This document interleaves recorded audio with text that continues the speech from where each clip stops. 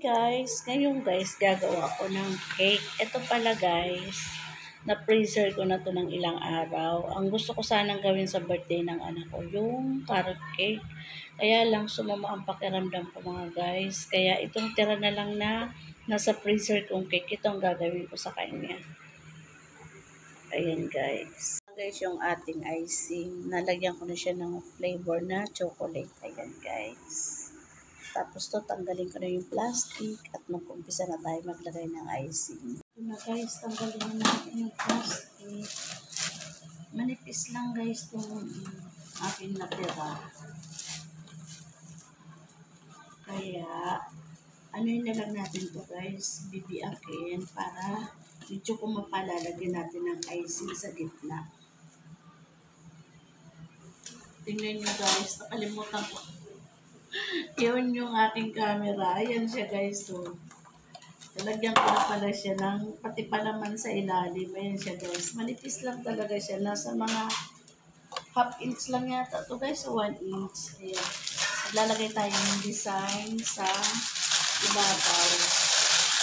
Mayroon naman siya doon ng happy birthday. Tusok na lang dyan. Ayan.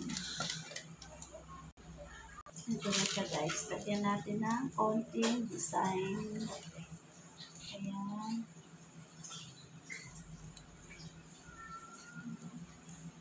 Ayan siya guys.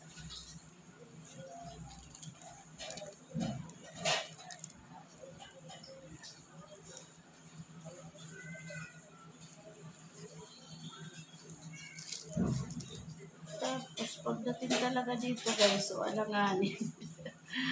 Nilagyan natin na konting ano guys, yung mga may puwang. Ayan.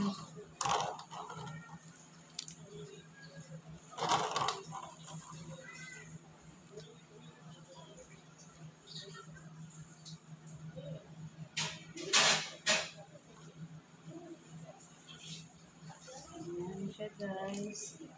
Ito, di may cake na siya guys. Di na siya bibili, di ba? O, practical na tayo guys ngayon sa hirap ng buhay. Ayan. Tapos takpan na natin. Okay na siya. May birthday cake na siya, di ba mga guys? O, ayan, okay na. Dapat kasi dapat pala guys, gagawan ko pa siya ng malabon. Kaya lang, kulang yung ano ko, ingredients ko ng stokwa. Kompleto na ako guys sa ano, may chicharon, may giniling, may tinapa. Ang kulang ko na lang talaga tokwa. Ayan. Pag nagmamalabong kasi ako guys, naglalagay ako ng tokwa. Ito na lang ang maibibigay ko sa kanya sa birthday niya. Yan guys, bye! Thank you, God bless po. Ayan na guys.